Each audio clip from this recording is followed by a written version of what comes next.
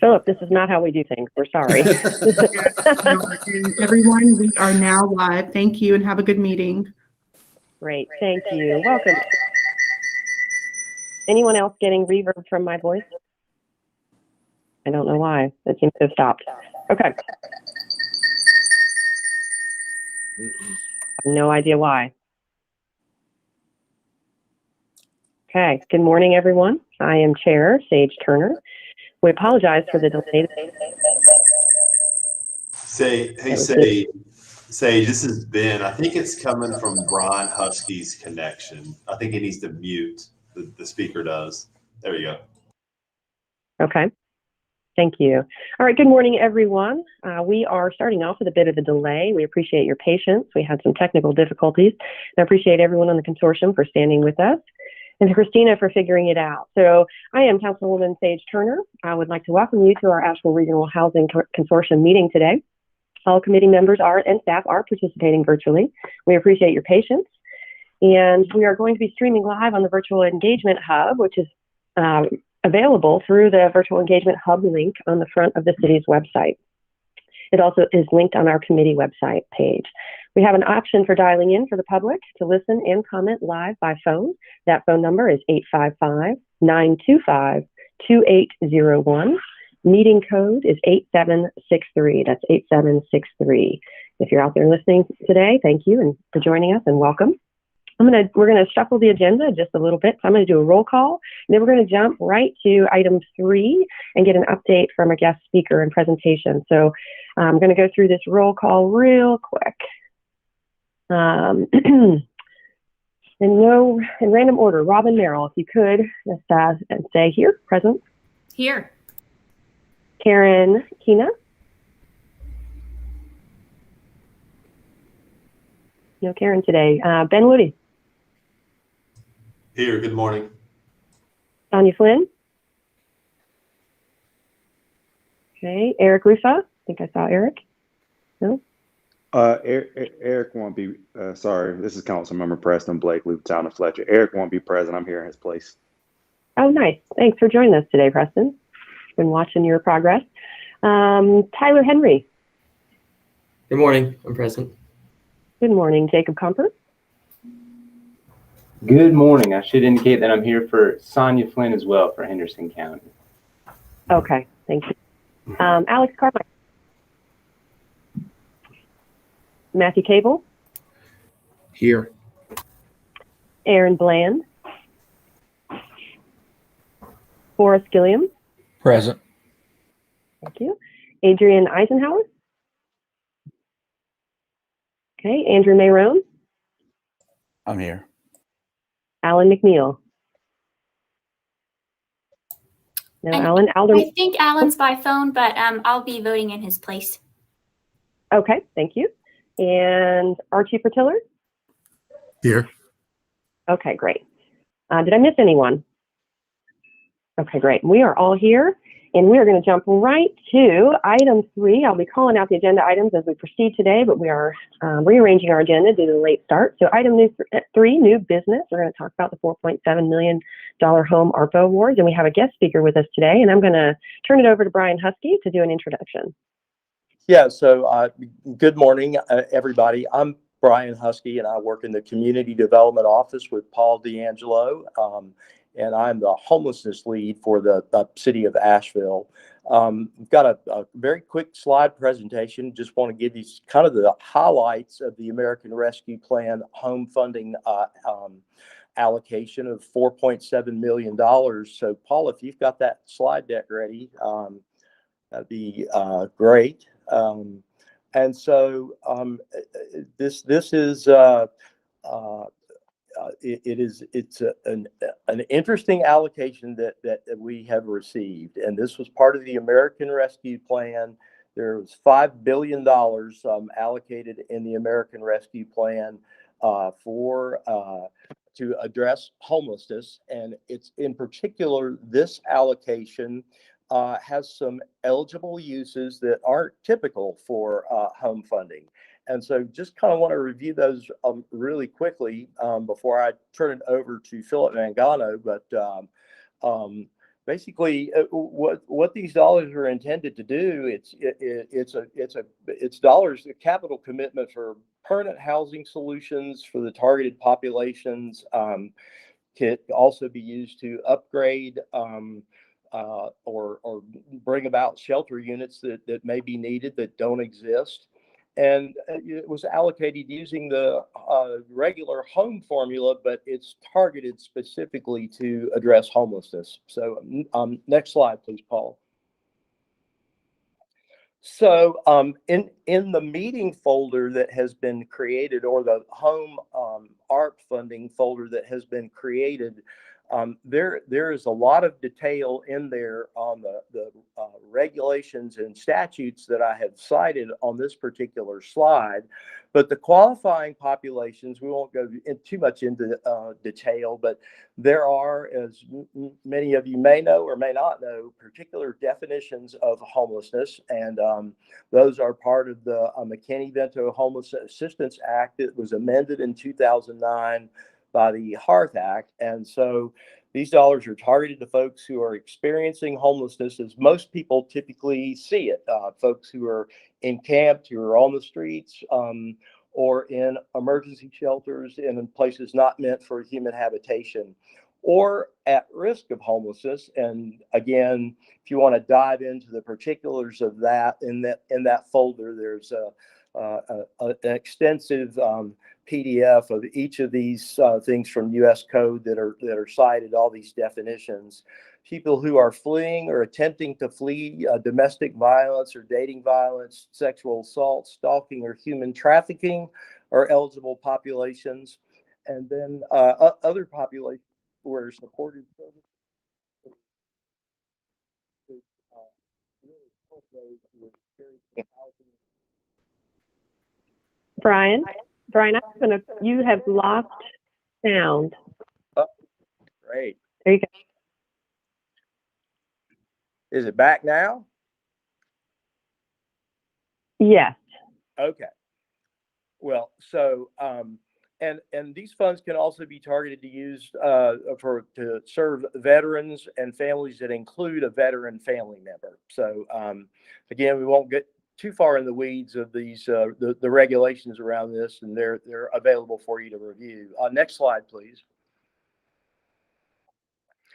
Eligible activities, as I mentioned previously, there are a couple of things that are new with this pot of funding. The typical things and things that we have certainly done with our home funding in the past: tenant-based rental assistance, which we have used for a couple of different organizations. We've used, obviously, for production and preservation of affordable housing.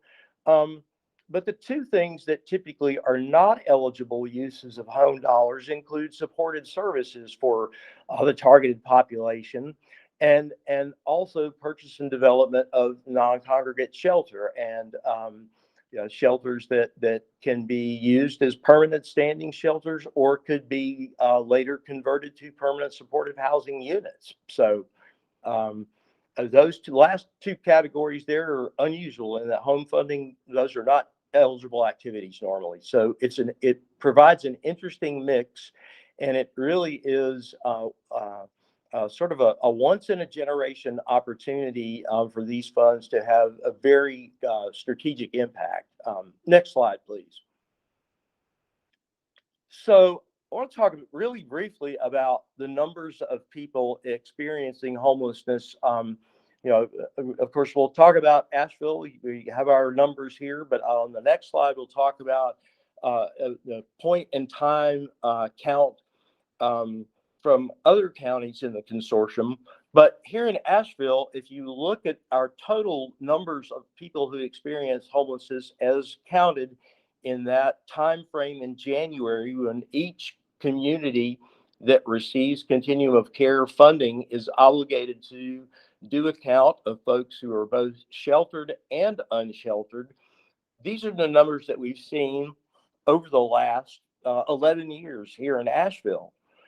And if you look at it, one of the things that becomes pretty apparent is that the numbers really have remained within the same range for a very extended period of time now. If you go back even more than the 11 years that are shown here, there's not been any radical differences year over year.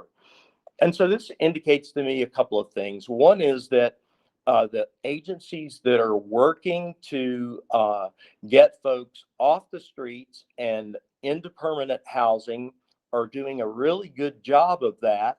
And they're really doing a great job of keeping people housed once they are able to get them housed. However, what we have, and the reason why you don't see the total numbers decreasing significantly over a period of time, is because we do not have enough available housing units, permanent supportive housing in particular, that serves chronically homeless folks, the folks who are most vulnerable, most likely to die if they remain on the streets. We just simply don't have enough of that stock. And so until we do have enough units that are specifically targeted to serve individuals and families experiencing homelessness, we'll never see significant drops in these numbers. We'll sort of keep our chin above the waterline. And so all the combined resources in the American Rescue Plan, these dollars, along with some emergency rental assistance and emergency housing vouchers allocated to the housing authorities, really are an interesting alignment of resources that we've not seen previously to this level. Next slide, please. So looking at our other counties that participate in our consortium, I wasn't able to find county by county data for each year, but for the years that I was able to look at it, Henderson County seems to have a fairly significant number, and in some years a fairly significant number of folks who are unsheltered. It's occurs with a little less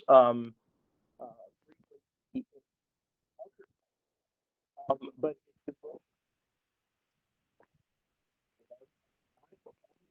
Brian, we can't hear you. that still audio problems.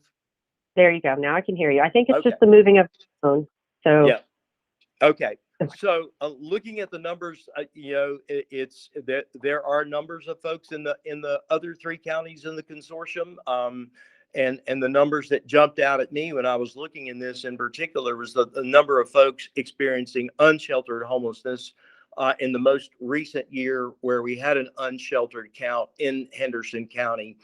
The reason why I don't have 2021 data is because communities were not required to do a point in time count of their unsheltered populations. And so these three other counties are part of a different continuum of care than Asheville and Buncombe County are. So they did not do an unsheltered count in 2021.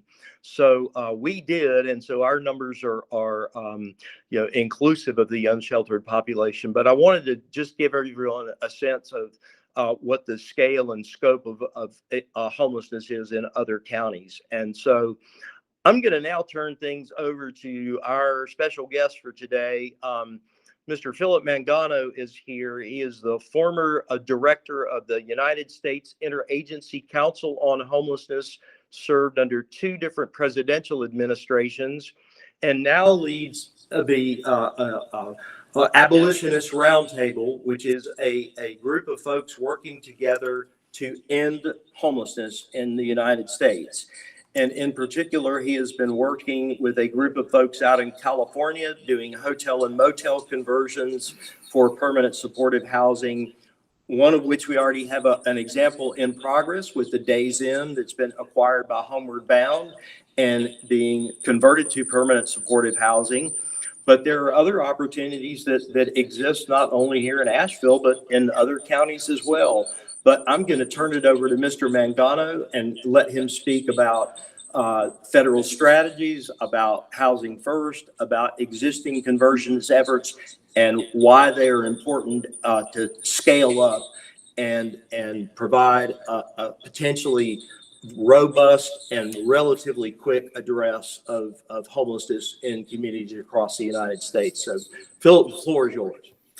Well, thank you so much, Brian. I appreciate being here, and I certainly appreciate the leadership of Councilor Turner in terms of chairing the group that's meeting here today, and am very appreciative of the conversation yesterday with Councilor Turner in terms of just discussing some of the nuances of housing homeless people and the differences in approach. So very appreciative of that leadership. I'm certainly glad to be back in Asheville. When I was in Washington, as Brian indicated, heading up the United States Interagency Council on Homelessness, I actually journeyed to Asheville on a number of occasions. And a number of those occasions, it was actually to announce increased funding for Asheville. So that theme, it continues to today. So I'm happy that there's a continuity of coming to Asheville to talk about new resources that will be available, that Asheville will be able to leverage into the efforts that are already being made here, really to supplement and complement the good work that's already going on. And given the time constraint, I'll just, I won't do the entire history of homelessness in the United States of America, but I will talk a little bit about where we are right now in terms of the new resources that are available through the home art money that Brian presented, and then what a new opportunity is for Asheville specifically in relation to that. So as Brian rightly said, there's about $4.7 million worth of resources coming from home art specifically into this consortium. And the intent of it, I know from Washington, is actually to be aggressive in addressing homelessness. It's part of complementing other resources that are being made. And I think those of you who are following what's going on in Washington know that about a month and a half ago, that Secretary Fudge, the Secretary of HUD, and Secretary McDonough, the Secretary of VA, made it clear that they, in a communique, a joint communique from them, that they were continuing the commitment to end veterans' homelessness in our country. And then just a few weeks ago, Secretary Fudge made another announcement, which was House America, and part of that larger initiative to create 100,000 new units was some specificity with regard to homelessness. So there's a lot of attention being paid to the issue in Washington, and certainly the $4.7 million targeted to this area is a tangible expression of all of that communication from Washington. So how did we get here in terms of the new application of home monies? As Brian rightly said, there were some new things in this allotment that aren't common to home. Well, as we know, homelessness was addressed probably most significantly in terms of a change of strategy a number of years ago when permanent supportive housing, short-termed as PSH, found its way into policy making, the idea of creating housing with support services for the most vulnerable and disabled of populations and any other population that was for which it was needed, whether it was an economic hardship or again, some form of behavioral or physical health issue. So permanent supportive housing has been proven around our country to be an effective solution for people experiencing homelessness. The difficulty has been all over the country, not only here in the Asheville area and in this consortium arena, but throughout the country, is that the number of units created were disproportionate to the size of the problem.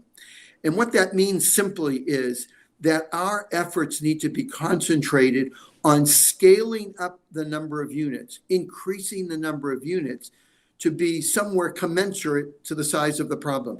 That's how we'll escape simply shuffling and cycling homeless people around our communities. PSH itself was upgraded not that many years ago, maybe 15 years ago, by something called Housing First. And I know many of you are familiar with the notion of Housing First. It's the simple notion that what the consumer prefers is a place to live. When you ask homeless people directly what they want, they never ask for a pill, a program, or a protocol. They ask for a place a place to live. And what Housing First did was respond to that consumer demand in terms of positing that housing is the most important intervention in the lives of homeless people. And housing itself has a therapeutic impact on those lives and is the appropriate nexus point for the delivery, the efficient and effective delivery of all of those services that we deem to be necessary in restoring many broken lives and the lives of disadvantaged people back into the community. So Housing First really ramps up. It changed the equation of homelessness to put housing as the first objective, and then all of the services to support, again, because that's a more effective and efficient way to go about it. All of that brings us to the new resources that are available in the home monies, and they really can amp up what Asheville is doing, targeted to creating those units, scaling up the number of units. What's particularly interesting in the home art money is a provision that money can be utilized for hotel motel conversion. Well, where did that come from? Well, in Los Angeles, a number of years ago, an initiative began to actually, without state or federal support, purchase hotels and motels, convert them, usually by dropping in a kitchenette so that they were effectively studio apartments, and make those converted hotel and motel units available to homeless people. For many, it would be just starter housing, the beginning of their resumption of housing, but it would provide them with a tenancy and a starting point to go into other housing. For some, it will certainly be the place that they will live until they pass from this life. So the point of it is that the hotel motel conversion, the concept was tested in Los Angeles, and it was found that it worked.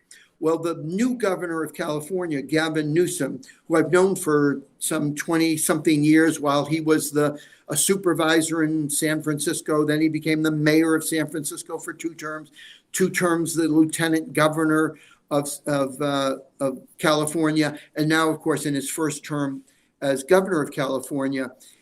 His issue, of course, coming from San Francisco, any of us who have visited San Francisco know you better be paying attention to homelessness in San Francisco. But what he learned as governor when he went out talking to mayors and county executives all over California was that every mayor, every county executive, in the first few sentences of identifying what their community needed, they indicated that they needed some help on homelessness. So he was looking for innovative ideas, and he recognized that we needed to get people off the street, out of encampments, out of shelters, and into housing. And in an innovative session that we actually did for him in San Bernardino, California, of 5 different innovative ideas, the one that he focused on most specifically was the idea of the conversion of hotels and motels for homeless people, because it was an initiative that literally ended the homelessness of people. It stopped the cycling, stopped the shuffling, and put people in an appropriate nexus point to receive the services that they needed to receive. So as a result of that, he adopted the conversion of hotels and motels. During COVID, hotels and motels were rented and people were placed in them to isolate them and keep them safe in terms of COVID. But in fact, the next step in that process was Home Key, which is the key initiative in California on homelessness. And that is the notion, again, of purchasing hotels and motels and making them available as essentially studio apartments for homeless individuals. The governor made an investment a couple of years ago of about $600 million. It created approximately 6,000 units. Those resources were distributed all across the state of California, not only to the large cities, San Diego, Los Angeles, and San Francisco, but also to smaller cities, to suburban areas and rural areas. And in every one of those arenas, this initiative worked. It moved people out of doorways, off the streets, out of encampments, out of shelters, and into housing. Not all of them, of course, because the N in in California in terms of the number of people who need this kind of housing is about 150,000.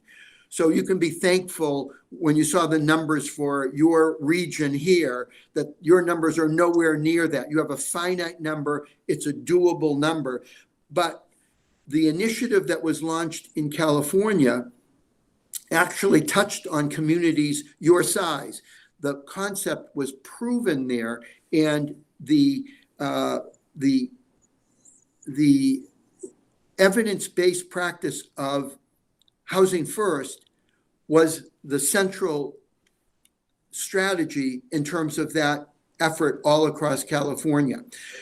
As a result of the success in California, as you know, California has a few people that are important in Congress, and those folk brought the concept of hotel motel conversion back to Washington, specifically to HUD. And that's why in the resources that have been made available through Home ARP, there is a provision to utilize those resources for hotel motel conversion.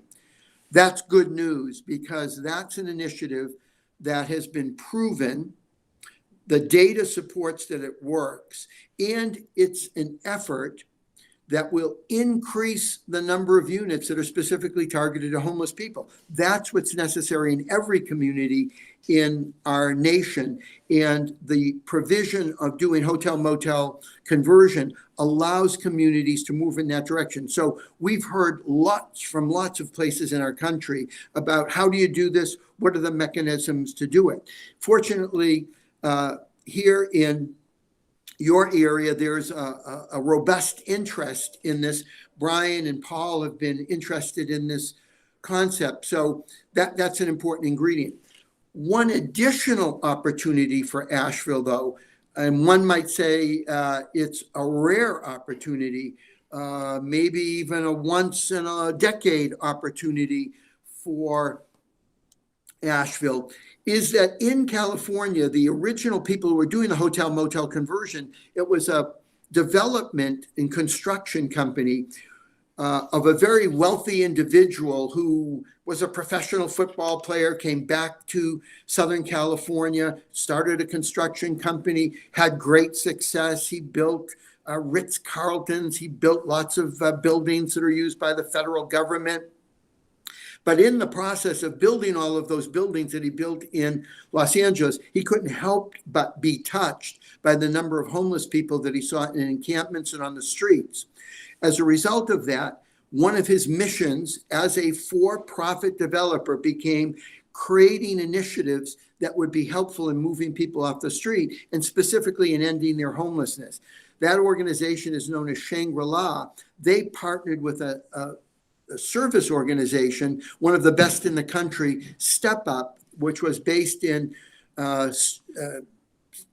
Santa Monica, Hollywood, and in various other parts of Southern California, and is now expanded to Central California, and is now in several places in the Southeast.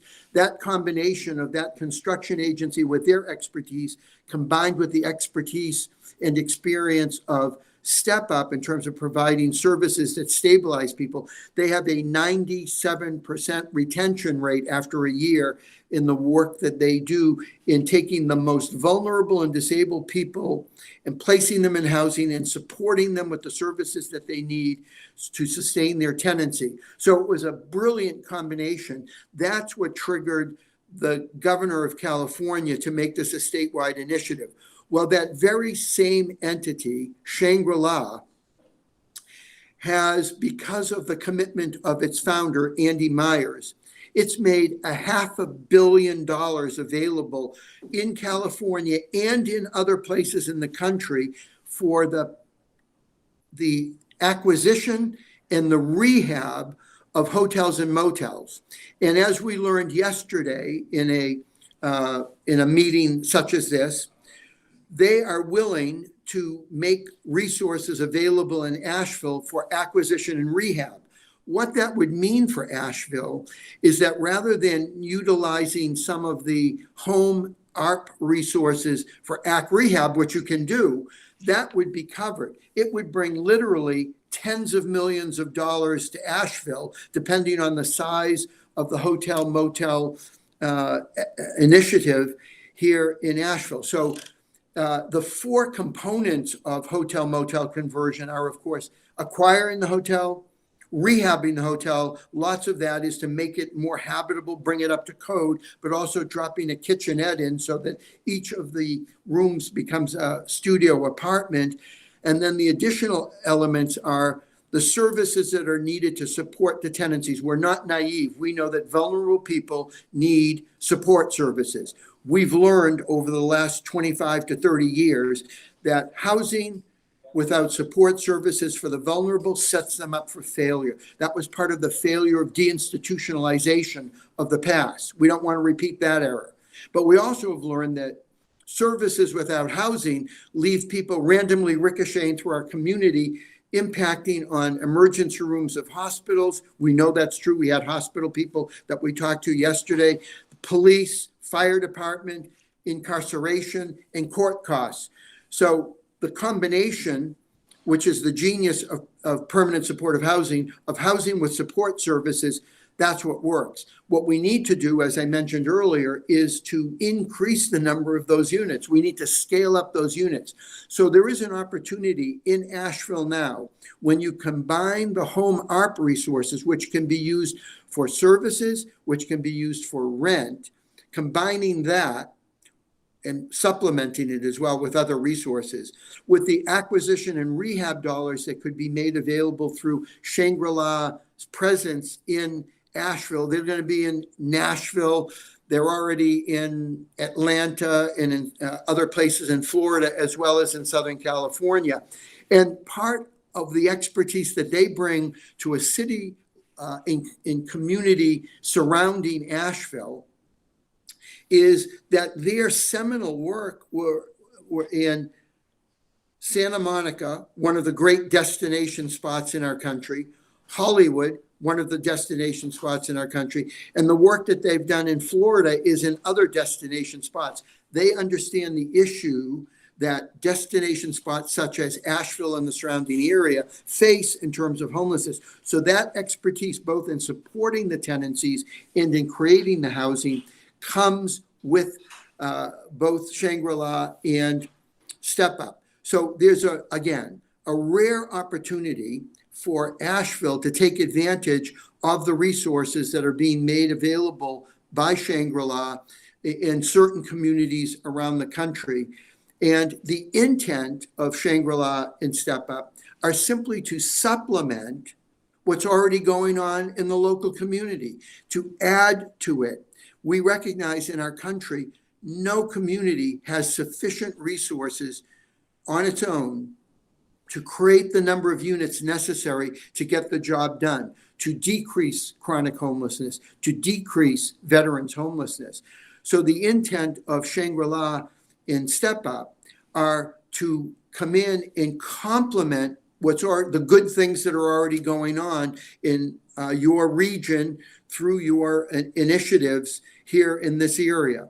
So there's the idea of competition is moved aside to a more complementary effort in terms of their working to increase the resources that are available, to increase the units available in your community. So that's kind of an overview of the opportunity that's now available here in this region. And it really comes out of a federal government that's been responsive, put more money on the table, a private sector individual philanthropist that understands that making communities better is part of his larger mission in life because he's already done sufficient things, and this is part of his payback. But he is, Shangri-La is for profit. They'll come in and they'll make investments, and they'll, just as people who do low-income housing and quote-unquote affordable housing, we're not naive. All of those entities make a profit unless they're nonprofits, but the vast majority of affordable housing in our country has been actually built by for-profit entities that make somewhere in the vicinity of 6 to 6.5%. And I think that's the intentionality of Shangri-La. the important thing for Asheville to realize is they don't need to come to Asheville necessarily. They can go to many other places in the country who would be eager to receive literally tens of millions of dollars of acquisition and rehab resources that would be made available. The good news for the community is that they kind of are 360. They do it all. They buy, they rehab, they do property management, they can provide the services necessary to support the tenancies. So there's nothing that would be lacking in terms of what they can potentially bring to the community. And that's part of Shangri-La's intentionality to give back. And of course, for the community, it's part of the intentionality to create the units that are necessary to reduce homelessness. So that's a quick overview of the opportunity that's in front of Asheville right now.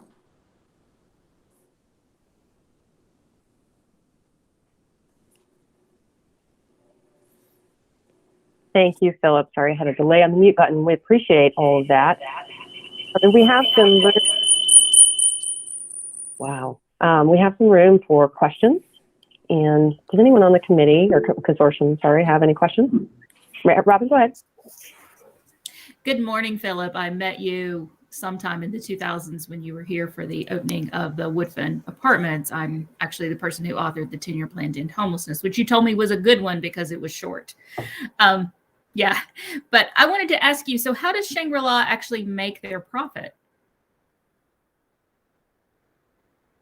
You're muted.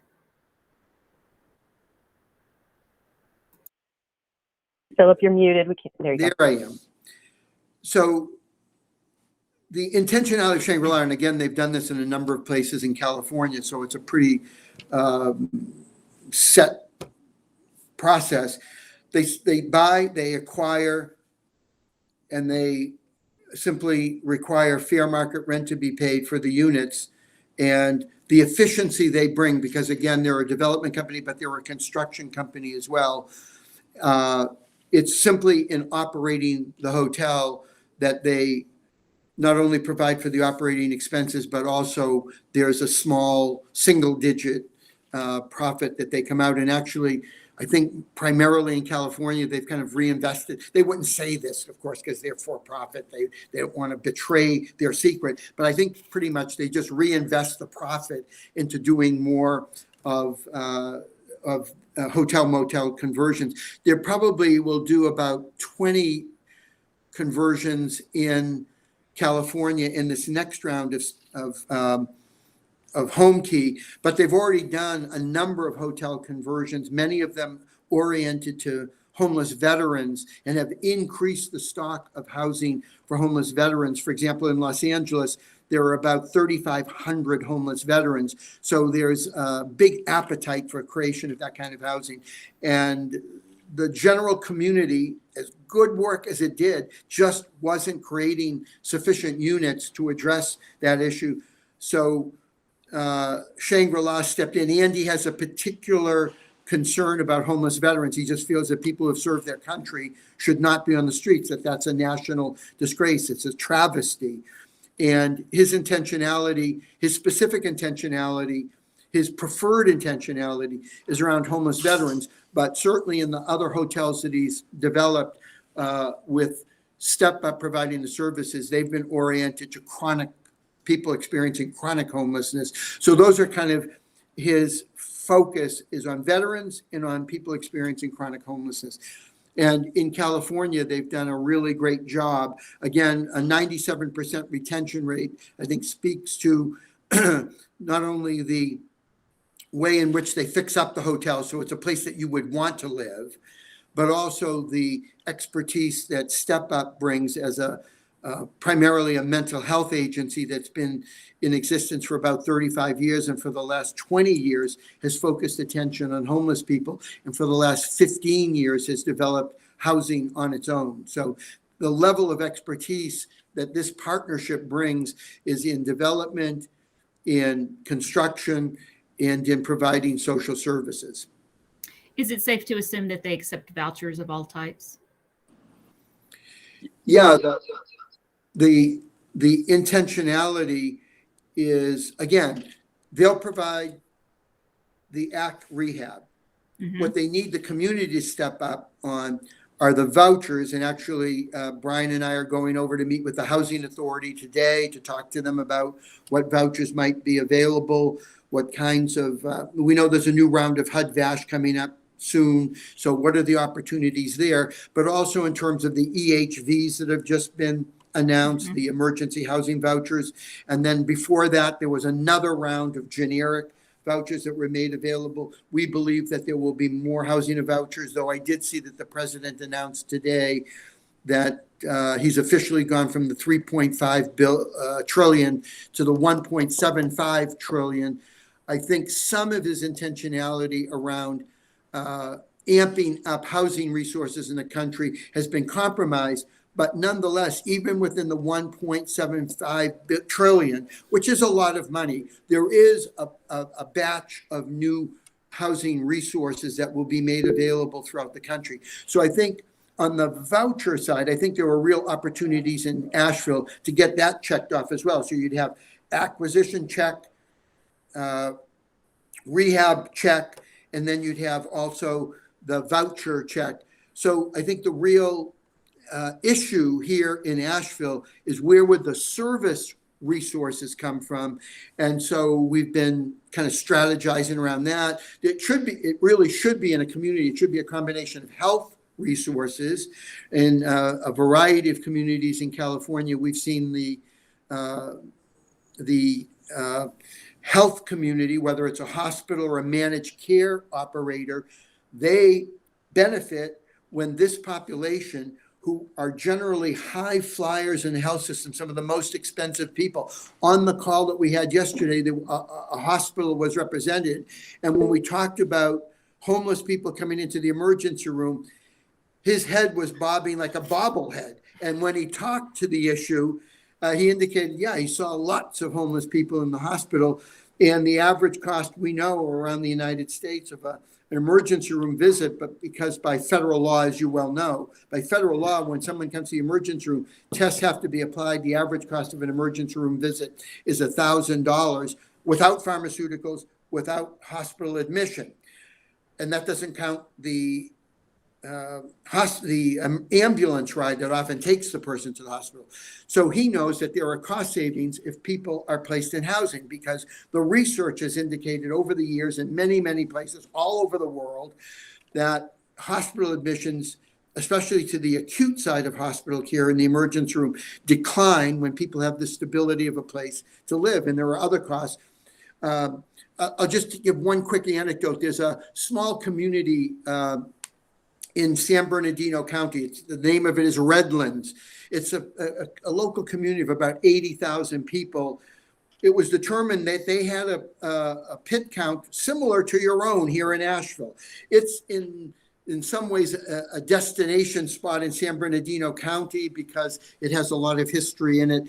But they recognized that they had a lot of homeless people, so they wanted to do something. The city council and the mayor appointed a small group of people in city government to look for what would the opportunities be. The first opportunity they came up with was fiberglass sheds.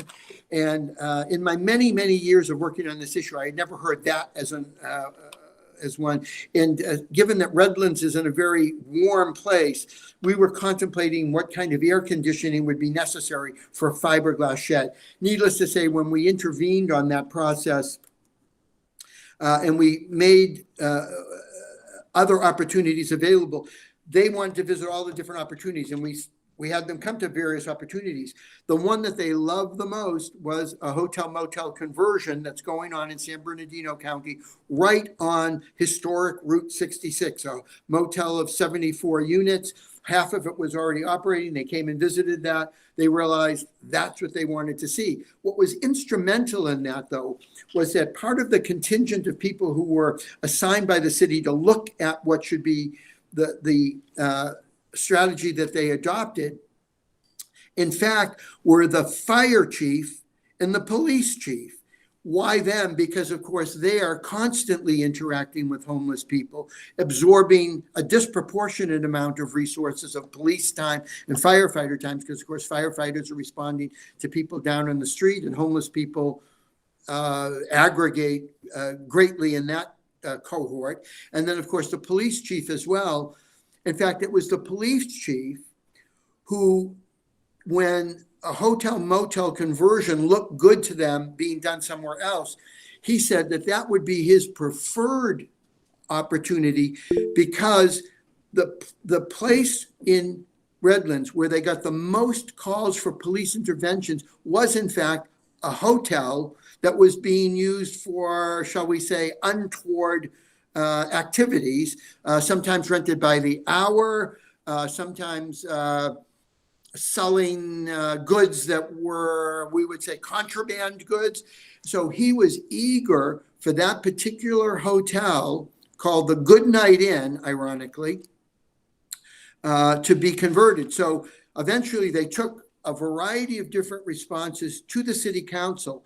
But when they presented the hotel motel conversion, it was the police chief who stood up and talked most support of that initiative, because not only would it bring remedy to a great cohort of homeless people who were then on the streets of Redlands, but it would also eliminate one of the central places in Redlands where these untoward activities were going on. So ironically, it was the police chief and the fire chief, not the homeless providers, but the police chief and the fire chief who were most supportive of that idea. And of course, that won the day with the city councilors. They voted unanimously to proceed with a hotel motel conversion. So there were a variety of reasons why communities proceed in terms of increasing the number of units.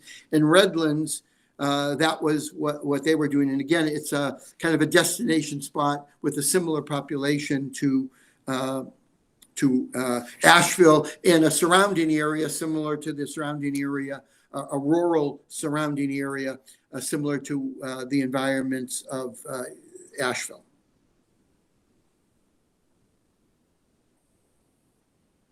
Thank you, Philip. I see that Andrew Mayrone has a question. Andrew, would you like to go ahead? Sure. Philip, I appreciate coming to us, speaking to us, and spending the time here. Let me lower my hand as the prompt says. You know, in my time working in affordable housing, one of the red flags that I've developed is when you find an affordable housing developer who's often a successful, lucrative market rate developer who has a change of heart and decides that he noticed or she noticed one day that you got to start helping people.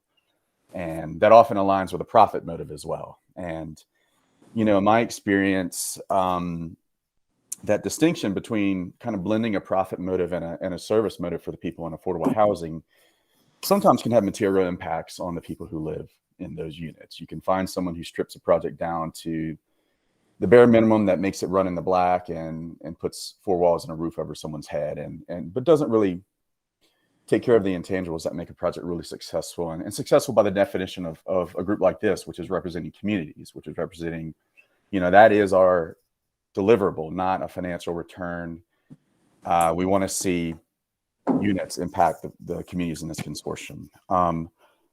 That raises an even perhaps greater concern when you get to the very difficult work of supportive housing. And, you know, we have a project, as you cited and Brian cited, with the Days Inn, that came up from our community and came up from an established entity that provides services to our homeless community and has for quite a while. And that project is still in motion. I think they still have to fill out some of their capital needs before they can finish it. But there's this conversation that's already occurring in this area about, as Brian mentioned, the point in time count, which is stayed relatively consistent. And I'm glad that Brian also mentioned the data for our surrounding counties, because this is, you know, just with affordable housing, supportive housing, homelessness, and mental health is something that doesn't stop at the border of a town or a county. These are systemic problems. But, you know, the Days Inn project, again, spent years developing consensus. It was delivered to people like Chairman Turner, Buncombe County, and others when they supported it, as also a project that really incorporated the costs needed to support the operation and service of these folks. And that's one I think that a lot of people in our community feel is a really good model. It's also one that was sold as delivering 85 units to the highest needs individuals in that spectrum of 540 folks. you know,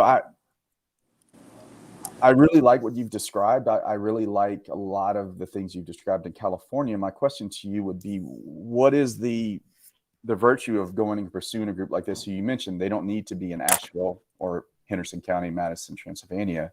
They can be anywhere. Why should we expend energy pursuing a group like this when we perhaps have a model locally that is very successful that we should perhaps look to build on? And you know, I think this conversation, as I've understood it and grown to understand over the last few years, is again that spectrum of folks. Some of these 85 or 540 folks will need the days in. Some may need a project like the Short Michigan that we supported 2 years ago. That's a less intensive kind of support service. Some may need shelter, kind of that whole idea of a continuum of care. But what's for us? Why should we spend time pursuing this Shangri-La if we've already got something in our backyard? And you know, I know that seems rather glib, but we have a lot of needs here. What's the pursuit? What's the reason to pursue this group versus others? Sure, I appreciate everything that you said, Andrew, because I think they're all worthy questions. One of the things I found out in going around the country is,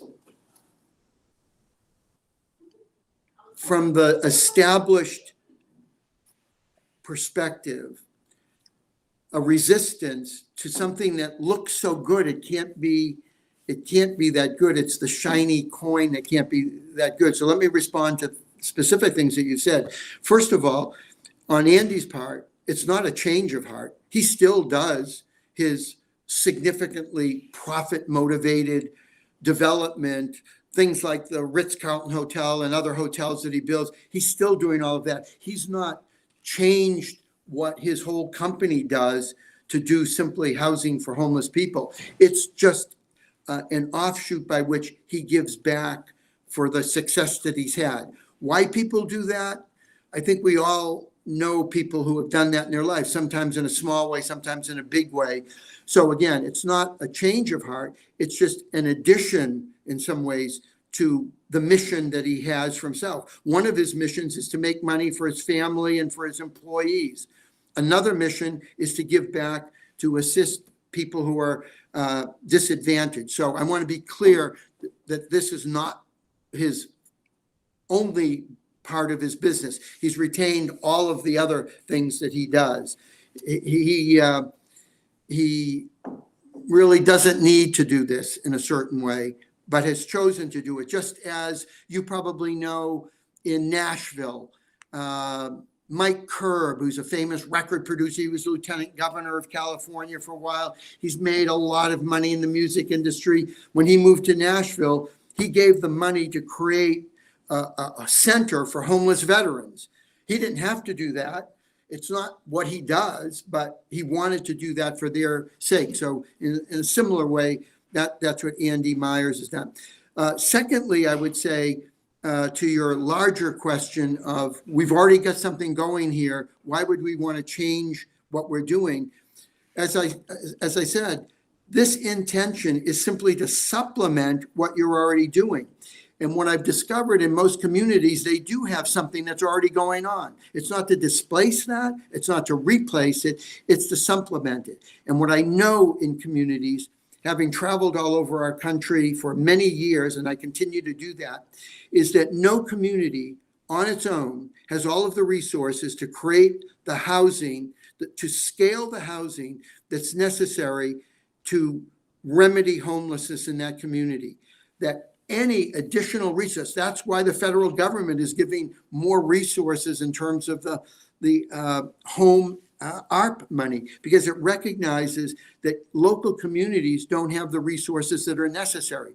In terms of why it's important to supplement, you need only again to look at Nashville. I was just in Nashville. I'm sorry for the allusions to Nashville, but I was just there. What I learned in Nashville, that as you've done with the Days Inn, they did a significant hotel motel conversion.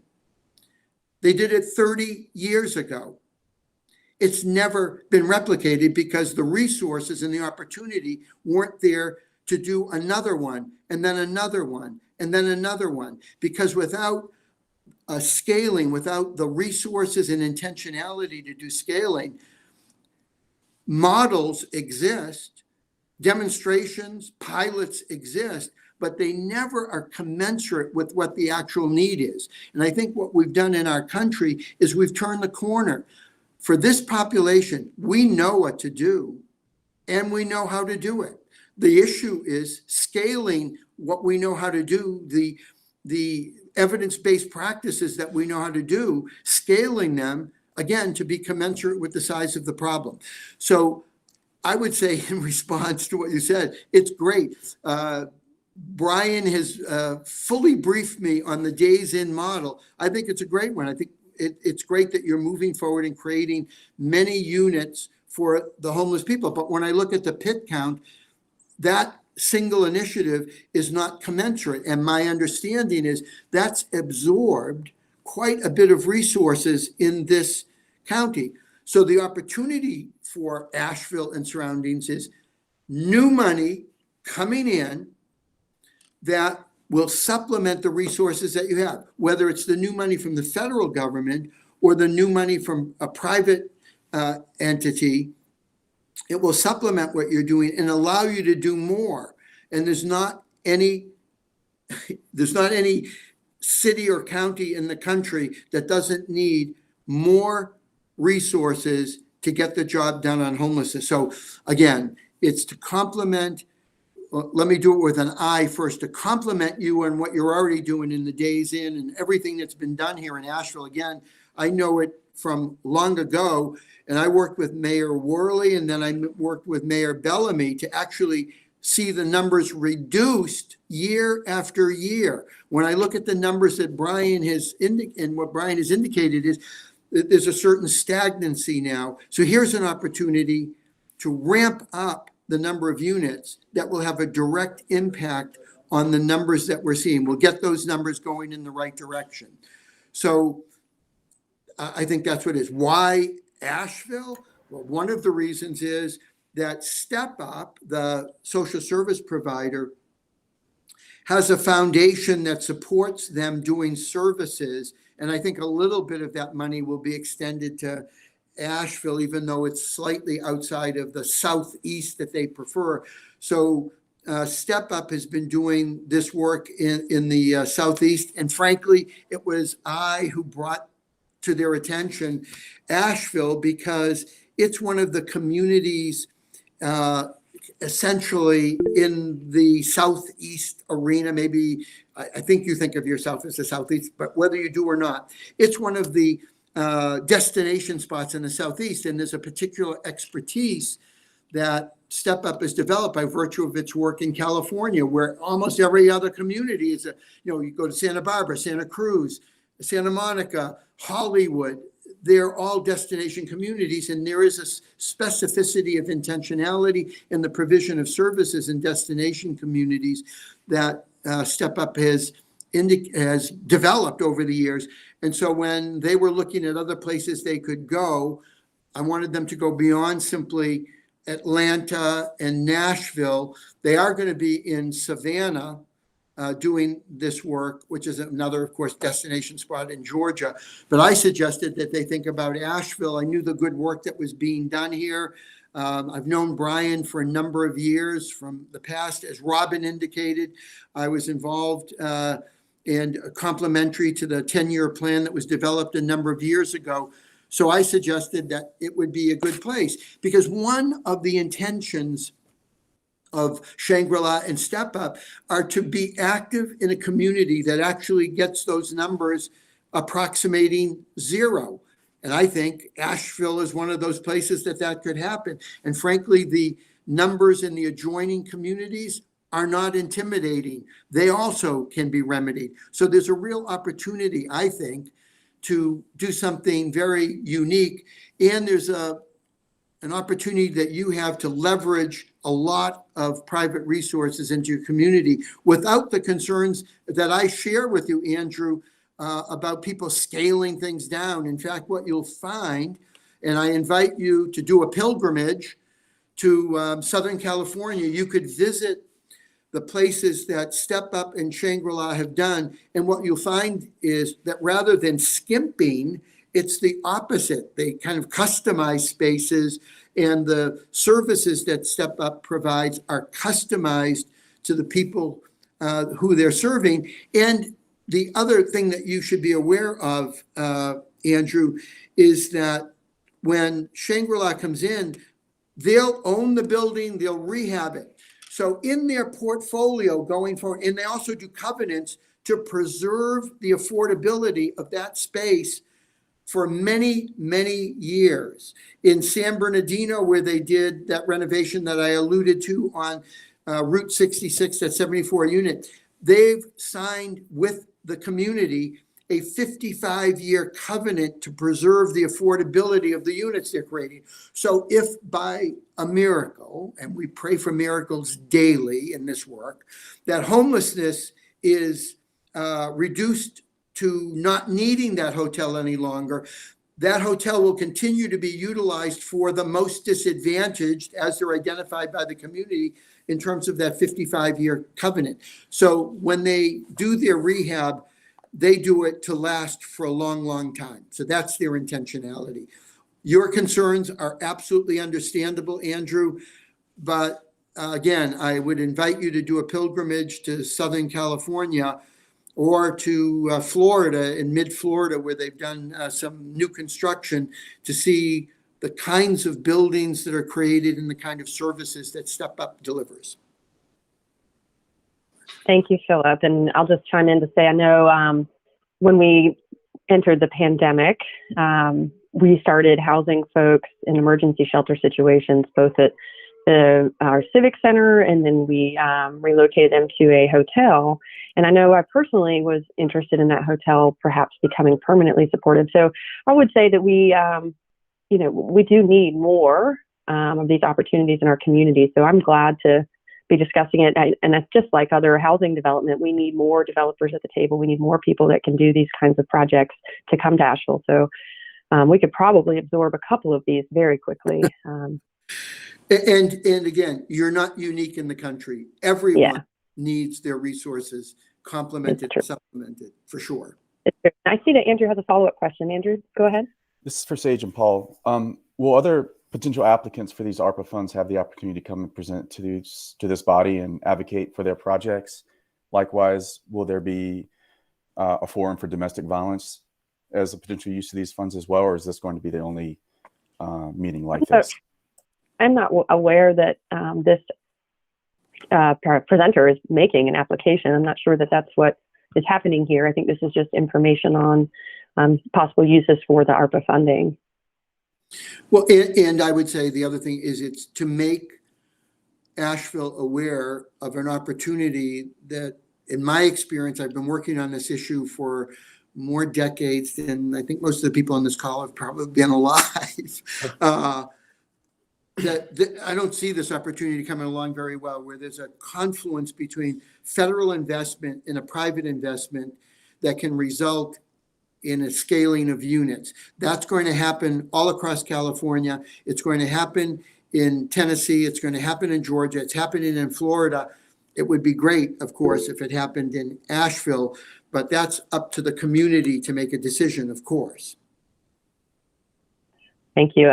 Forrest, Jesse, you have your hand up. Go ahead. Yes, thank you. And Philip, thank you for being with us today. And just a question that I have is, as a generalist, so I'll ask it, because I'm sure everybody else knows this, but when you talk about success and where this has been done in these communities, how long have you been following the full impact? Because I know that's the biggest question we hear in the area. What's going to happen long term? And that, so if you could give that answer, that's probably simple for everybody else on here, but I'd be interested in kind of hearing that. Sure. So in terms of the Home Key Initiative, which was the basis of the federal government making this a allowable expense, that's been going on for just a year and a half. So we're just getting the outcomes and the results from communities, again, all over California in terms of that first investment that created 6,000 units. What we've discovered is the affordability matched up well with what's in terms of costs in California. So one of the mantras on this initiative in California is it creates units faster because the motels are already there, cheaper because this kind of creation of unit is less expensive than building from the ground up.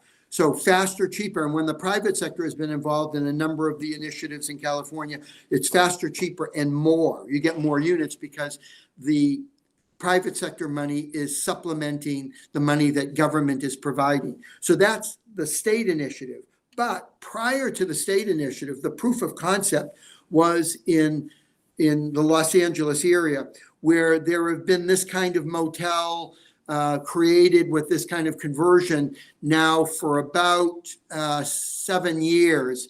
And the kind of results that they're seeing there, as we had Todd Lipka on with us, who's the president of Step Up. He has a 97% retention rate. He measures it over the year. So the first year of operation, 97% of the people who went in stayed in, and some of the people who went out to other kinds of housing, because not everybody, once they get stable, wants to live in a refurbished motel room. They want a larger apartment. But even beyond that, as I mentioned, there's an initiative in Nashville that was done 30 years ago, never replicated because the resources weren't there to replicate it. But in fact, that initiative has been going on for 30 years. Brian was actually involved in that initiative. They've been going on. In fact, they're in the process of expanding their initial effort. So it's worked. It's a proven effort. The data and the research say this kind of initiative work. Then I'll add one thing to that. In my own I'm from Boston and the surrounding area of Boston. I worked for many years on this effort. We did a number of hotel motel conversions there. Frankly, that followed doing conversions of church properties that became available when they were no longer needed. So nunneries, rectories, churches themselves, we did conversions of those to housing for homeless people, and those are still going, and some of those were converted in the 1970s. So there's a long track record of converting residential properties to be housing for homeless people that work. And what we've noticed is that what's necessary is a good developer so that the property is well developed and well suited for the long run, and an experienced provider with expertise in terms of trauma-informed care and who has experience in dealing with the specific needs that homeless veterans have, that chronic homeless people have who are mentally ill, the specific needs of people who have substance abuse issues, and the needs of people who have employment issues. Well, that's the kind of expertise undoubtedly you have here in Asheville, but that's certainly the expertise that Step Up brings, having a long track record of that. So the bottom line of that response is simply that there is a long track record of doing conversions of different kinds of properties and it being successful for homeless people, stabilizing their life, having the therapeutic impact that housing provides to homeless people so that they can get their lives reconstituted. Some of them will remain, some of them will go on to other kinds of housing, but there's a long data-driven, research-oriented data that indicates that this is an initiative, this kind of conversion makes sense and it works and it's less expensive. Thank you, Philip. I know you're running short on time. If we need to give you a break right now to exit, that is okay. We can continue with questions with Brian. Do you need to go, Philip? Yeah, we understand. Well, Brian just passed me a note. We need to run. So I think that means we need to go. And I think Brian is actually escorting me over to the Housing Authority. The Housing Authority. So unfortunately, I do need to run. I'm happy to do another session like this where more questions can be asked. The final thing I'll say is this is, I think, a great opportunity for Asheville to leverage in lots of private money to get the job done. And you'll be bringing in expertise and experience both in construction and development and in services for homeless people. It's a rare one. I don't often get to do this, but I'm happy to be an advocate for Asheville in this realm. Thank you so much. Thanks for having me. Thank you, Philip. And Thank you again, for being Councilor Turner, thank you so much for your attention on this issue and the good meeting that we had yesterday. Appreciate it. Likewise. We appreciate having you, and good luck with the Housing Authority. Thanks so much. Take care. Yeah, you too. All right, everyone. So if you're looking at the agenda, we have a couple items on here. If you have some lingering questions that you would like perhaps Brian or Philip to answer, maybe you could send them to me over email and I could compile them and get some input and then report back. Sorry that we had to cut the time short. A little technical delay has moved our entire calendar. So if you're following at home, we are on new business and we're talking about the ARPA funding that $4.7 million that will be received and how we're going to execute it. So as a matter of procedure, we have a draft timeline. We have some materials for you here, and hopefully some of you were able to watch or attend the webinars. I was able to, but I think, Paul, are you on here somewhere? I don't see you, but perhaps this is when we can just continue with 3 and go into a draft timeline and get input from the consortium. Yeah. Paul, hey, good morning. Good morning, Sage, and good morning. So yeah, thank you. I really appreciate having Philip and Brian be able to present. And yes, under new business, we're trying to share as much materials as we can on this $4.7 million that we're going to receive at the home consortium here in Asheville and the surrounding counties. We've created kind of like a Dropbox format there for home ARPA materials. What we're looking for today with everybody is we did try to put together a draft timeline to try to think about this funding and see if anyone has any thoughts or to bring that back in January, whatever works best, but trying to figure out how best to move this forward, knowing that we've got a needs assessment to handle, public outreach meetings to handle, kind of the first big things out of the gate, and then a plan that comes together. So we've got that timeline. And then also just regarding one other thought was asking everybody at the consortium, knowing that we have to go out into the communities, municipalities, and the counties, if they would share with us maybe 3 to 5 to 10 meetings that occur monthly in their area, that would be a great chance for us to tag on to meetings and share this information. We want to make sure that we're following process here and taking our time, and those public outreach meetings matter a lot, as does the needs assessment. We're trying to make some connections right now on both of those. But those 2 things is something just to chat about. And then, there's a lot of education here and a lot of materials. So any and all help is greatly appreciated. Oh, and last but not least, Sage, we did kind of put a schedule and timeline at the bottom. We always do that for regular home funding. We kind of added in some additional meetings for the consortium here, for this path. Can everybody look at this draft timeline, working backwards? It looks like the next thing that would happen would be hiring a CD staff to support, and then us meeting again in early January. Andrew, did you have a question? I saw your hand go up. Yeah, I just want to make sure I'm reading it correctly. So the final funding meeting will be November of next year. Is that the anticipated timeline, that eventually we'll come to a consensus on awarding those funds next year? And then I believe that's when the council date, sorry, Sage, I think that's when we take it through council. Mm-hmm. And there are certainly extra meetings in here. I'm reviewing. So we would meet in January. It looks like a little bi-monthly instead of quarterly. Another one in March, another one in June, and another one in July for drafting application. How is everybody feeling about this timeline or additional meetings? Any feedback, any concerns? And we can certainly, Sage, formalize it perhaps in January when we have a bit of time. I know there's an immediacy, to a certain extent around these funds and the homeless issue and getting this money moving. But attending the webinars and looking at process here, we want to, again, repeating myself, get this right. And there is a little bit of a heavy lift on the front end when it comes to public outreach and that needs assessment before we really get the ball rolling. Matthew Cable, I saw your hand go up, and then we'll go to Kate. Yeah, it's just a quick question, I guess, for clarification. Can you explain the need to undertake a full additional needs assessment when we have a broader needs assessment in place? Because I know that's going to add time to the schedule, right? Like we could run this along with the other regular process if that wasn't a part of that. Can you speak to that?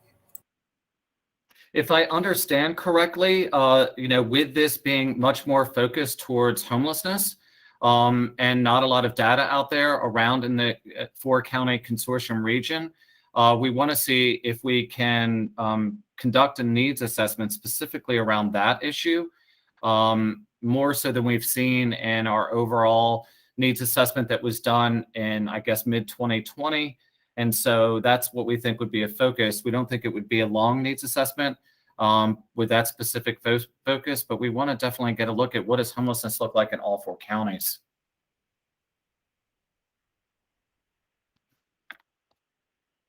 Kate, did you have a question?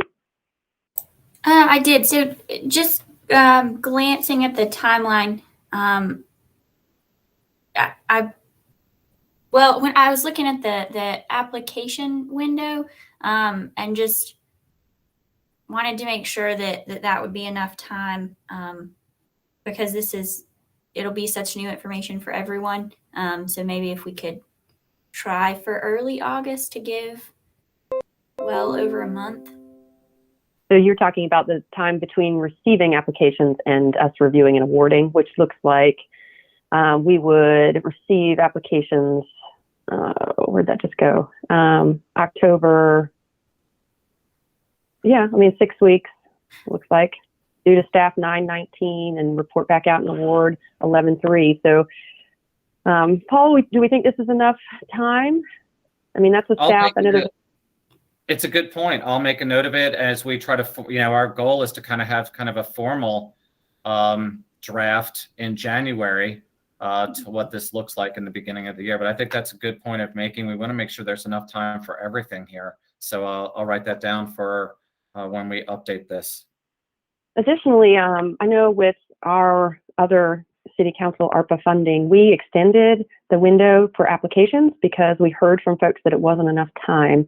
And I'm not sure if we'll run into that again, but this window of time between application and announcement and due date is also pretty small, a few weeks. So we may need to, we haven't really assigned an August date, but the longer the better, I think, on that one, because I know I'm meeting with groups that are applying and they're meeting with other folks, and there's a kind of a circling of the wagons to get their applications in. We just want to make sure they have enough time as well. Andrew, you have your hand up again. Let's go ahead.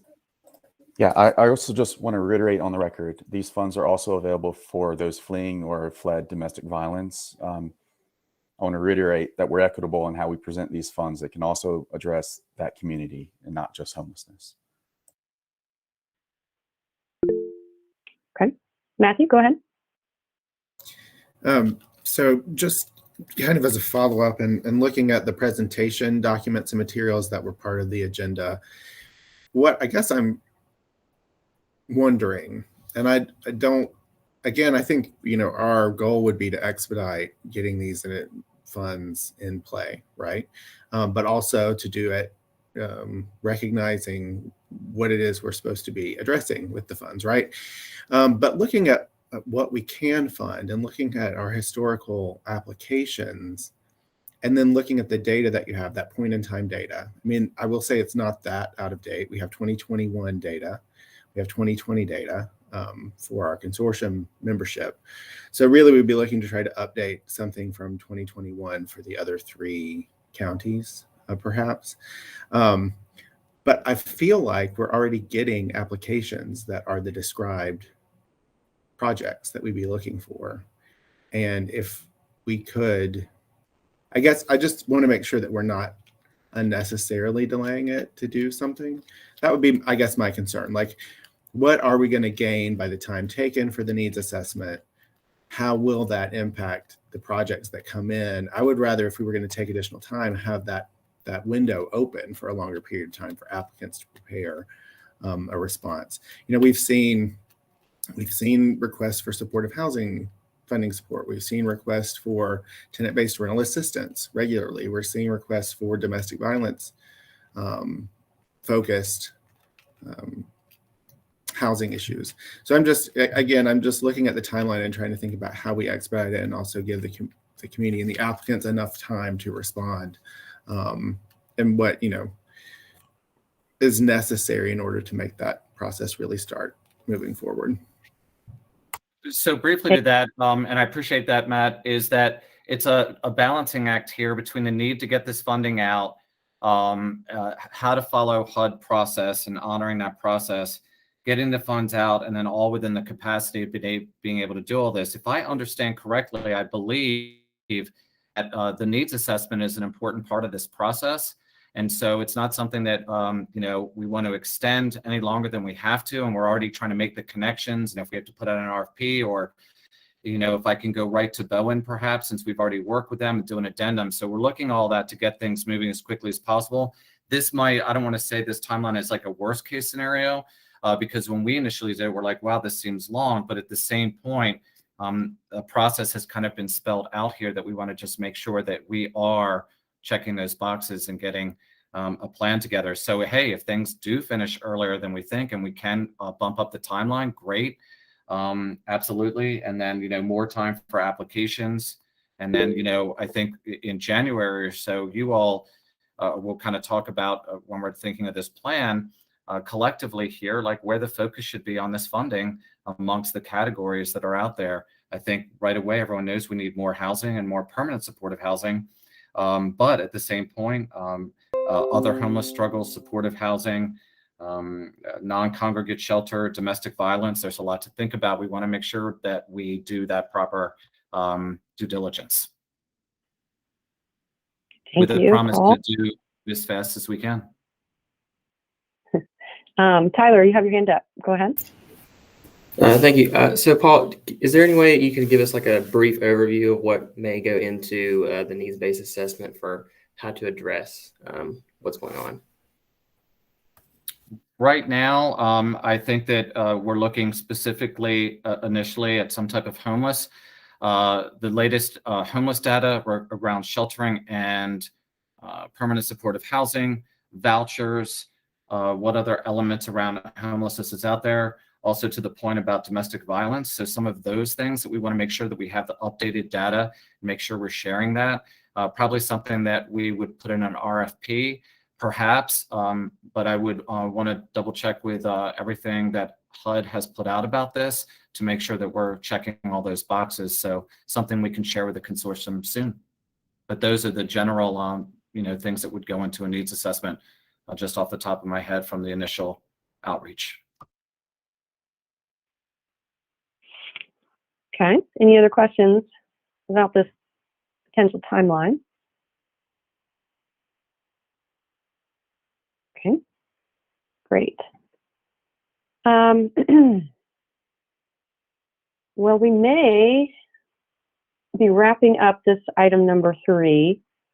Is there anything that we haven't, since we jumped around a little, is there anything we want to make sure gets shared with the community or mentioned during this meeting? We know we have some folks watching at home.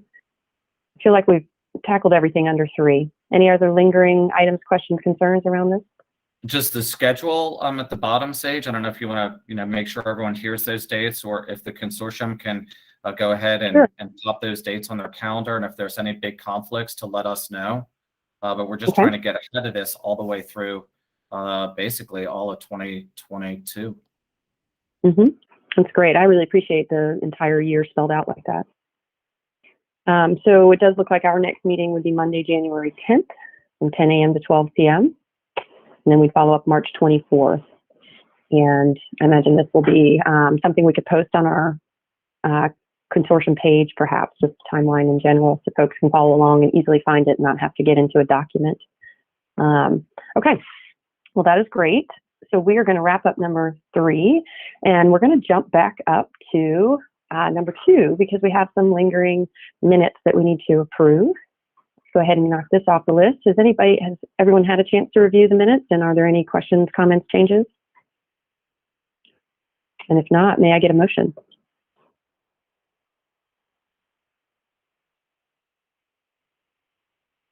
This is Forrest. I make the motion to approve the minutes. Thank you. I thought maybe everybody had fallen asleep. All right. Can we get a second? Second, this has been. All right. Thank you.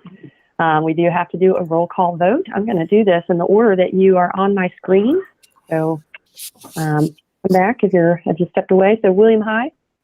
And pardon me, Sage, if I can interrupt quickly, I believe that Andrew sent an email to me about a mistake with Thrive, that it was supposed to be Thrive period, not Thrive Asheville. And it does get confusing with Thrive having two names so close. That's correct. So that friendly amendment. Thanks for catching that, Andrew. Okay, I'm going to go through a roll call vote. I heard William. Actually, I didn't hear you. William? I'm just an alternate. Not voting. Okay. Kate? Alan is back, so I'll defer our vote to him. Sorry. That's okay. I'll get it straight one day. Robin? Yes, aye. Okay. Thank you, Alan. Robin? Aye. Archie? Aye. Andrew? I'll come back to Andrew. Forrest? Aye. Matt? Aye. Jacob? Aye. Tyler? Aye. Ben? Aye. Alan? Oh, no, we got you. Nancy? Oh, no, sorry. And that is it. Myself. Aye. Okay, great. The minutes are approved. Thank you, everyone. And we're going to jump around again. As always, please review your membership and update any data, but we're going to jump down to now item number 4 for those of you following at home. We have a HUD environmental review update. I believe, Paul, you're going to kick us off on that. Yeah, so we just updated that memo that we bring to you all about where we're at in the HUD monitoring process. I think, as you all know, 2 years ago, we got 4 findings from HUD. All of those were, whoops, not coming up on my screen. Give me 1 second, Sage.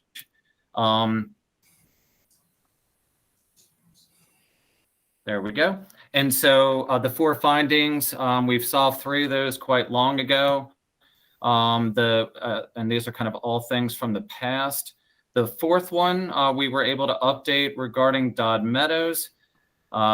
Great news is we just got that environmental approval from HUD literally yesterday, which is great. We still, though, have to now go through the public review process for that. But we got word back from Lenwood after that long period that we are looking good there. So hopefully once we get that public notice out and all of that is solved in about 45 plus days, give or take, then we'll submit this final document here to HUD, which will be great. All right, thank you. Any questions about that while we have it open? Okay. Updated consortia agreements. I'm not sure why this is on here. Is there anything you wanted to mention? A classic there of trying to properly add Mars Hill, and is it Marshall? And apologies, my computer's kind of freezing. Yep, Marshall. And so we are working with that. We've got everything done with legal on our end. Christina has been a great help with that. 2013, as you all might remember, those municipalities were added incorrectly. HUD reached out to us, I guess, last year to try to fix that. We've got through legal there, as well as some better documents on kind of the consortium there that we'll bring back. Christina's been leading that effort, and we should be able to have more, hopefully, in January, that we actually can review all those documents with HUD, and we're looking good. Okay, great, thank you. We have item number 5, just some general updates. We're moving right along. So we've got comp plan priorities, which we know, home funded projects. Did you have particular items you wanted to mention in these updates, or is this just information sharing? Nothing in particular, but these are things that have come up from consortium before. So just sharing. The subrecipient monitoring for home, there were 4 of those. We've completed 3. The 4th one we are still working on with the agency. So a fruitful meeting earlier this week. So hopefully we've got a better pathway there. which is great. Home funded projects, y'all had asked to kind of keep you updated on funding and how things are moving. The home sales data is great because I think Andy Barnett from what is it called? Habitat sent an email out about home sales. For those of you who know, this HUD Home puts out sales limits throughout this 4-county region. And as you can imagine, they're often significantly lower than what is actually happening on the ground. So working with one of our subrecipients where there was a challenge where the value of the home on a 2021 reassessment was much higher type of thing than the sales limit aspect of it, it kind of reduces the amount of funding that can go into that house. So that conversation started this past summer. We've put together the sales data, and what has to happen there is we have to submit it to HUD as part of an amendment to our annual action plan. So that goes through City Council on November 9th, and then we anticipate a 4 to 6 week turnaround on the approval of that amendment. And that'll be great. So this will help all of us in the aspect of anytime we're dealing with down payment assistance or home rehabs, having much better realistic data is going to be great. And it'll actually help the amount of funding that can go into projects. So again, that goes to council.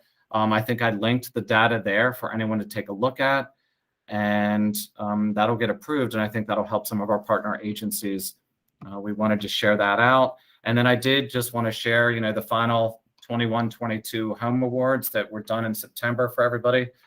Hopefully we got all that right. So just kind of sharing out some of that information and discussion with consortium members. Thank you, Paul. I appreciate it. There's a lot of good information in there. Any questions from the group, from the consortium on any of these updates or information just shared? Matthew, I see you have your hand up. Go ahead. Good morning again. So I just wanted to verify that and I'm looking at the Open Home Investment Partnership Program projects, that all of that information is current.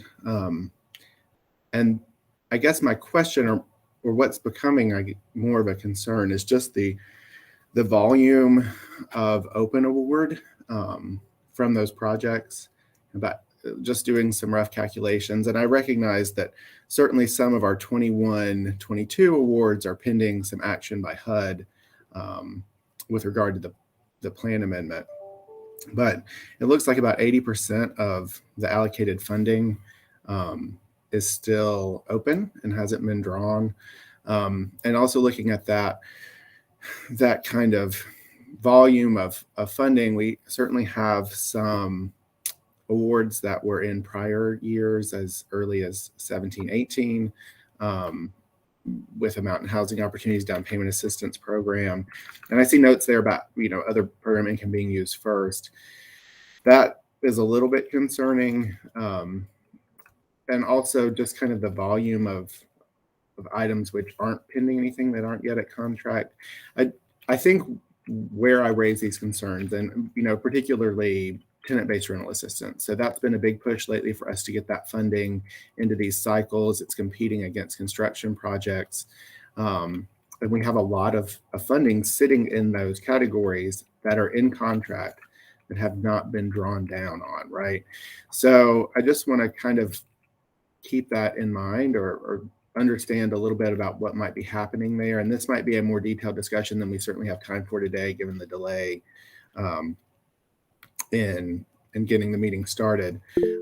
But just wanting to advance and make sure that those projects are moving forward and that we're getting that funding spent, or as we've discussed previously, and we've yet to have that kind of a meeting, how we might reallocate existing awards that aren't moving, what our role would be in that process, and more broadly what those roles are. So I know that was a lot of question and comment kind of mixed together. So I apologize for that, but trying to get everything out there so I don't have to keep raising my hand. And I actually did receive a request from a couple of other consortium members about a couple of those items.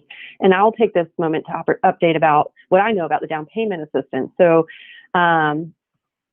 when this happened with Mountain Housing back then, I wasn't obviously on this consortium, but there's another arm to this, in that the city of Asheville affordable housing bonds also set aside $1 million for down payment assistance. And we did the RFP, and Mountain Housing was the respondent and chosen awardee of our proposer. And that has since stopped moving. So what has happened is at a council level in the city of Asheville, we did not have consensus or support to continue to move forward with what was proposed. So we had put out an RFP looking for a down payment assistance program that granted the down payment to the homeowner. What we received back in a proposal, we received a few, but the only viable respondent had a switch to how that would work. And it was enough of a switch in that the money, the original down payment money, became a percentage, and it became, if you sold, you gave that percentage back to a fund. It was a very different thing than what we had originally sought via the RFP.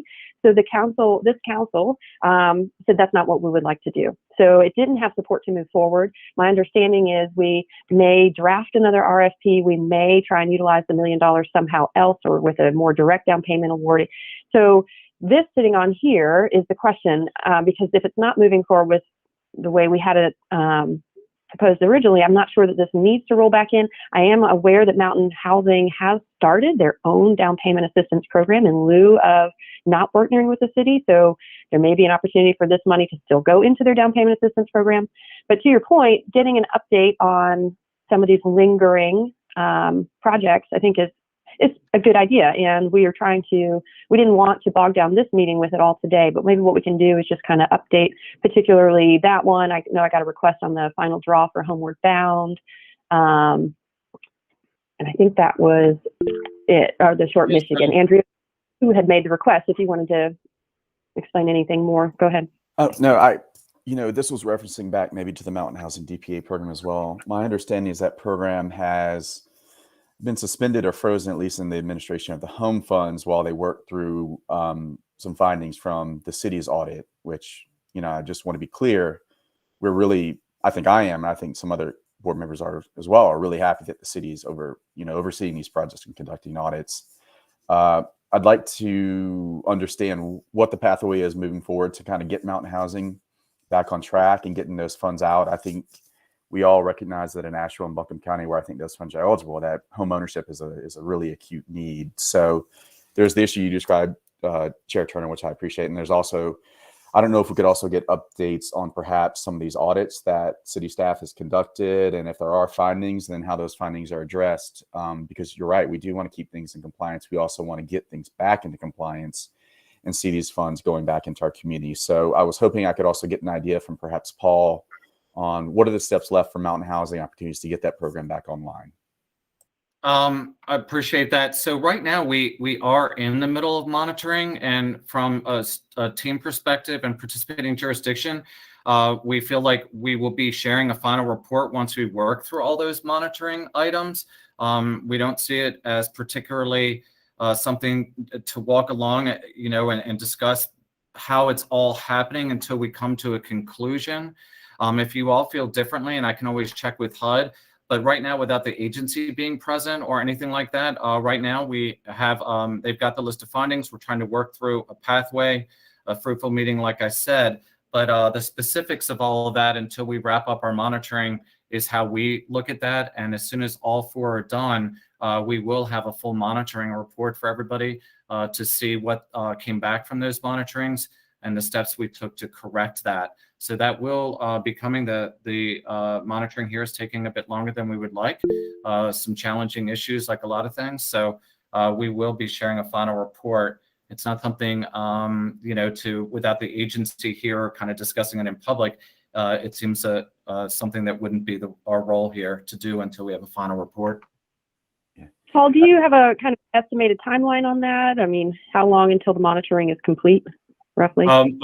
I don't know. We've set up I've reached out to HUD to set up a meeting. And so I think it'll all determine with our HUD field office to work through a couple of issues on questions. And so once I have that, we'll have a better idea. Normally these can wrap up anywhere from 2 to 4 to 6 weeks. I think we're pushing the 8-week mark, if not a little bit longer here. And but we are working through it, and Mary Brooke is leading that effort. I just want to clarify. Okay. I think I was confused. I apologize. I think the Mountain Housing opportunities issue I mentioned was, I thought staff at the city internally conducted an audit at the staff level. And I think that was one thing. There was also a HUD audit, I guess. And I think the process you're describing, as I understand, is that HUD does a preliminary audit. They do an audit, and they give you a monitoring report with a cure period. And then you have until that cure period to perhaps resolve some things before it becomes a formal audit finding. And you're saying there was a HUD audit and you're now in that cure period. Is that accurate, Paul? Negative. There was no HUD audit around our home funding. So we're just doing our participating jurisdiction monitoring with 4 agencies. We're doing that ourselves. 3 are completed. Still work through this with Mountain Housing, but Mountain Housing has requested to meet with our regional field office to help clarify some issues. So that's where we're bringing in the field office, but we have not been monitored by home or by HUD on home funding. Thank you. Robin, I see your hand up. Go ahead. No need. I too was confused about what we were talking about, so I'll take my hand down. If I may, Sage, I would like to address Matt Cable, because I think that that's a really good point. And I think Matt consistently has talked about this since probably a good year plus, and this balancing act of awarding agencies, but yet it's not moving quickly, or there's previous year's awards. So is that somehow like award criteria? Home funding in general has much more time to be spent. It's tenant-based rental assistance, usually construction around affordable housing, and that by nature can take longer. I think the interesting point about the tenant-based rental assistance, to kind of loop back to Philip being a part of this conversation, is we don't have the housing or the landlord acceptance to move those. That's the challenge, I think, with those agencies, to find landlords, properties to accept those vouchers, which continues to be a struggle. So without more housing, more landlords willing to take vouchers, and more permanent supportive housing, those vouchers can really stall, and it can show on that timeline. And I think the consortium's talked about that, like, well, should we continue to award funding? And I think that's your all's conversation, to agencies that have money out there, but it's hard to say no to funding there when everyone wants to support everything that's possible. But then if construction can happen within a relative time period. So a couple of those, that one point that I think remains a struggle around some of that funding, and is that a criteria?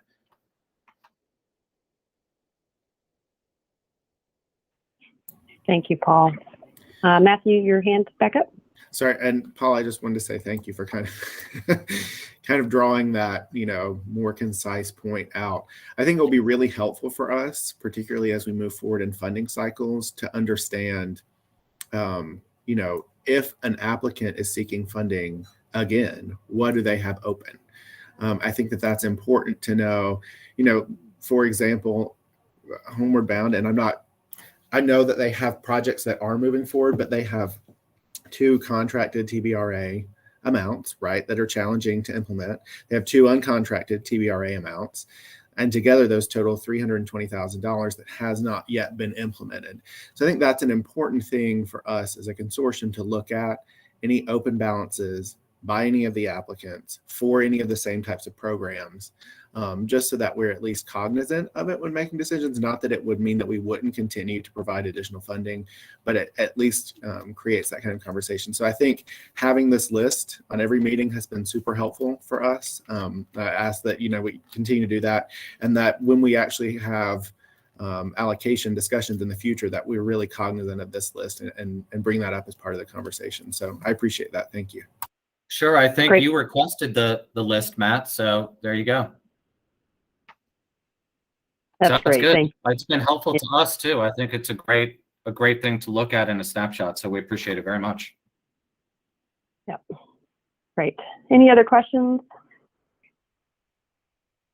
Okay. Sage, were you going to talk membership at all? Because I know that that's been a bit of a struggle sometimes with some consortium members have reached out to say they were missed and all that. Do we need to review that list, or has everyone had a chance to click on that? If we got it right, we did change the format of the agenda so that we could kind of list where everybody who was representing who. And then I think in italics, if we're missing anybody, which right now we seem okay. And then we moved the welcome letter just to the top, which has resources about, home funding and all of that stuff. So we just did a little move around there for clarity, but taking a look at that membership spreadsheet is really helpful to us. And it doesn't matter if y'all could open it up and just kind of look for your community or your name and your alternate. Or I just noticed even my email is inaccurate on there, and I just updated it, and that explains why I got a text saying my emails are bouncing back. So you just run through this list if you can. I think it's probably good to do it every meeting, but if we want to take a minute on this agenda and make any updates, we can. I know Preston had to leave. Yeah. Okay, Matthew, go ahead. Just a quick question. What is the best way, in between meetings, if we have changes or need to make adjustments, who should we send that information to? You can send that Christina. And okay. Sorry, Sage. Christina, do you want to respond to that? Because I think your email, and then as well as what you need in terms of the letter, which is at the very bottom of the agenda. And again, apologies, Sage. Sorry about that. Yeah, so this is Christina Harris, and you can send that to me, Matthew, and I can make sure that gets updated. Anything that needs to be updated on the roster, I believe. But also, I wanted to make sure you all were aware that as you kind of go down the list, thanks, Paul. As you kind of go down the, sheet, the Google Sheets, there have been updated to kind of pinpoint who is actually a member and who is actually an alternate member with this consortium. And then also we have new and returning members, and then members who are no longer available. But in the grand scheme of all of that, please send that information to me, and then I will get it updated. Thank you. You're welcome. I really appreciate the alternate list tab. Okay, if there are no changes on that, let's get back to our agenda. All right, so we have completed everything except for public comment. Before I switch into public comment, because I don't think we have any, we actually have a little bit extra time because we thought we would go till noon, and I'm happy to end early, but I feel like, we've got a couple things happening. A request for updating not only some of the projects with lingering balances, but also perhaps looking at how we want to deal with that in the future. If we need a policy around the timeline, or at some point something, expires, or however that is. And I think maybe Paul, you and I can brainstorm on that and report back to the commission or consortium. Go ahead. I see your hand. If you can hear me, just remind everybody that is actually listed on the evaluation about previous funding. So maybe we can find a way to highlight that, on the application or the application evaluation, so it's seen a little bit better. But part of that is on the application, but we are about to, I think starting next week, Christina and I have a meeting to review next year's round of applications. So we've made a note to see about if we need to highlight that a little bit better so that everyone is thinking about that on evaluation. Okay, great. All right, Christina, did we have any public comment?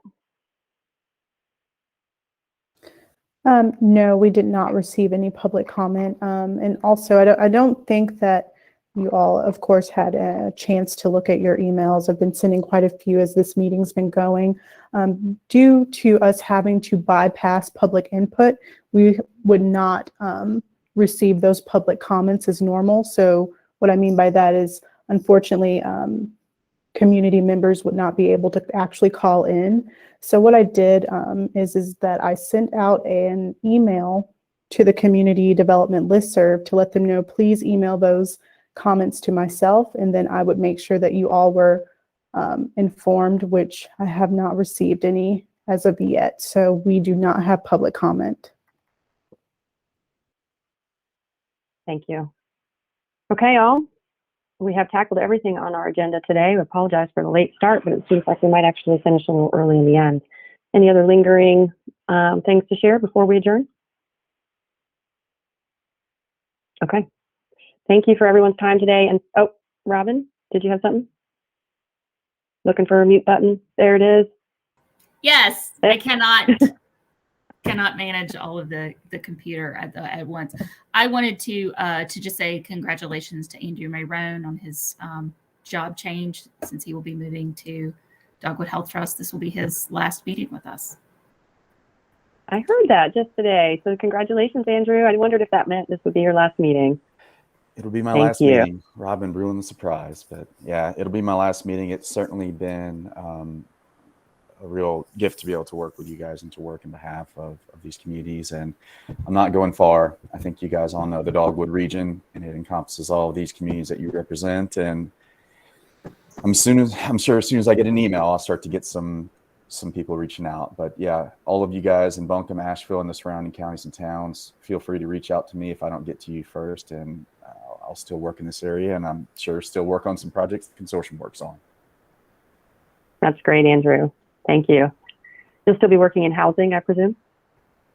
Yes, I'll still be working in housing. I think some of you guys are probably familiar with the Ford Dogwood. I think focus areas, housing is one. So I'm going to be under Sarah Grimes, who I think some of you have met already or probably are due to meet. So working on housing and everything that can be considered housing, which will also probably be supportive housing, domestic violence, a lot of linking up with economic opportunity as well. So I think there's a lot of potential to do some good things in this region, and I'm sure I'll be seeing y'all. Thanks, Andrew. All right, everyone. I believe that is it, and we are adjourned. Thank you for your time today, and we will see you next time, January 11th. Have a good day, everyone.